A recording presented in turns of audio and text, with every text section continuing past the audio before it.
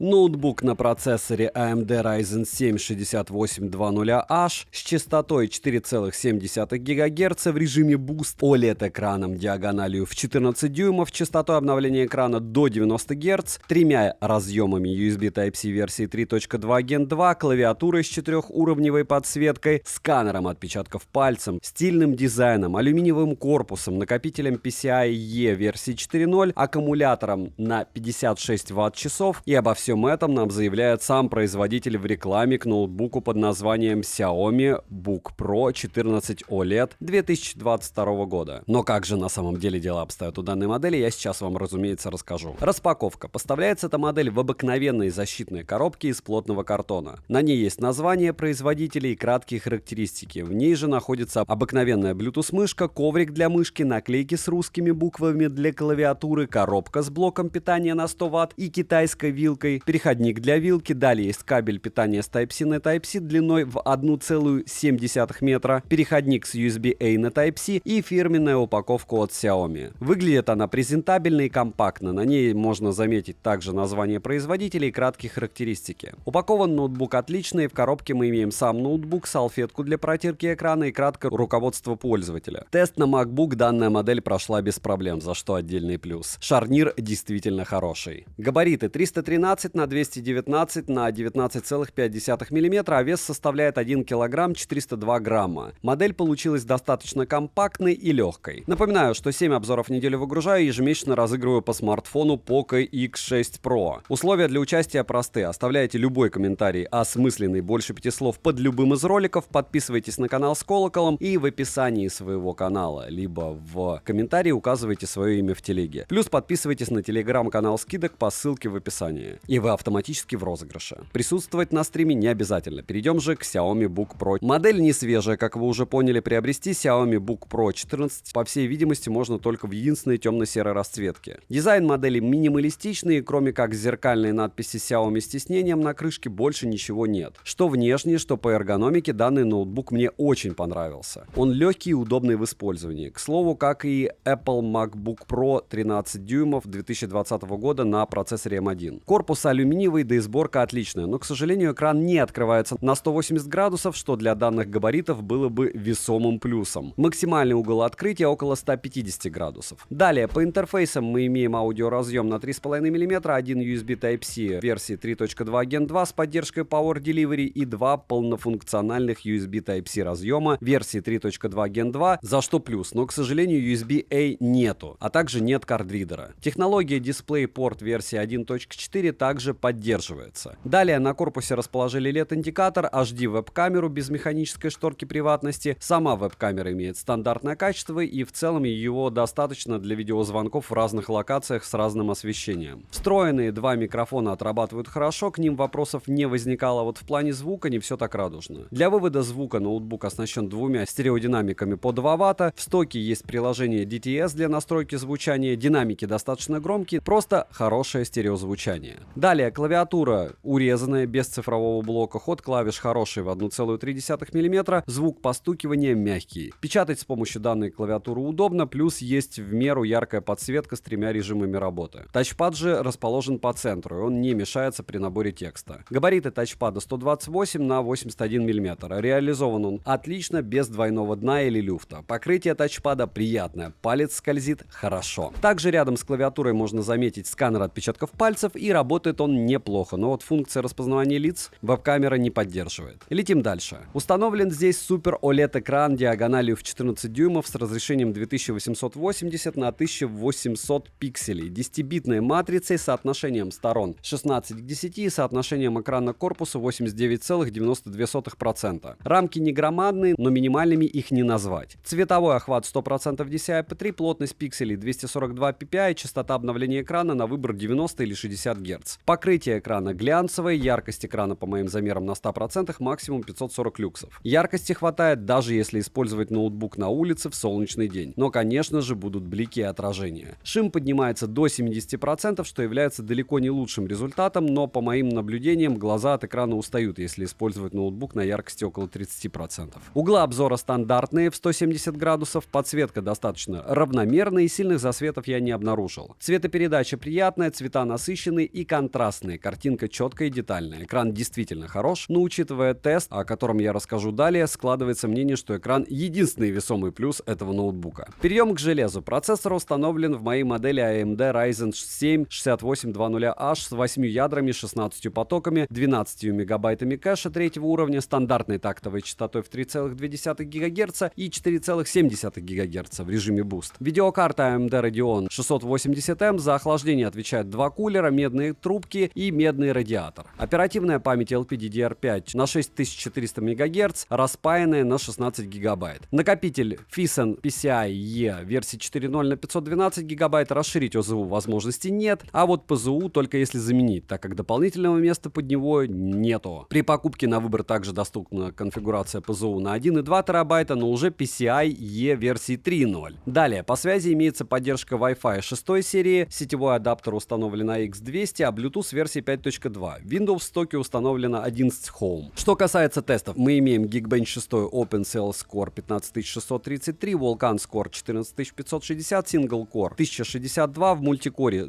6211, в Cinebench R24 Multicore 309 PTS и Single Core 57 PTS. В Crystal Disk Mark чтение 3254 мегабайта и запись 2227 мегабайт, что неплохой результат. Летим дальше. Емкость аккумулятора отличная, 7254 мАч, 56 Вт-часов. От 0 до сотки ноутбук заряжается от родного адаптера питания за 1 час 20 минут в среднем, в PC-марке на 100% яркости. В тесте Modern Office ноутбук выдал результат в 6 часов 41 минуту, а в тесте просмотра видео 7 часов 50. За 1 час просмотра видео на YouTube на 100% яркости и с 50% громкости динамиков уходит в среднем 12% заряда. В PUBG Battleground за 1 час уходит 43%, в CS2 35%. Xiaomi Book Pro 14 точно не игровой ноутбук, так как в CS2 на рекомендованных настройках в среднем показывала 20 FPS с сильными просадками, а в PUBG 25 FPS. Играть невозможно, так как постоянно проскакивают лаги, подвисания и фризы. Ко всему, после 10 минут игры клавиатура нагрелась, и играть было вообще некомфортно. К слову, максимальная температура корпуса была 55 градусов. Если говорить о работе с фотографиями, иллюстрациями или чем-то подобным, к примеру, в программе Adobe Photoshop, то в целом небольшой объем работы выполнить можно, но, как по мне, производительности мало, чтобы действительно работать без каких-то проблем. Что касается работы в Premiere Pro, при просмотре видео в 4К на таймлайне видео подтормаживает даже в настройке 1:8. Разумеется, что-то нарезать возможно, как и отрендерить, но только если небольшой проект и без добавления различных эффектов. Грубо говоря, этот ноутбук для просмотра видео, фильмов, серфинга в интернете и офисной работы.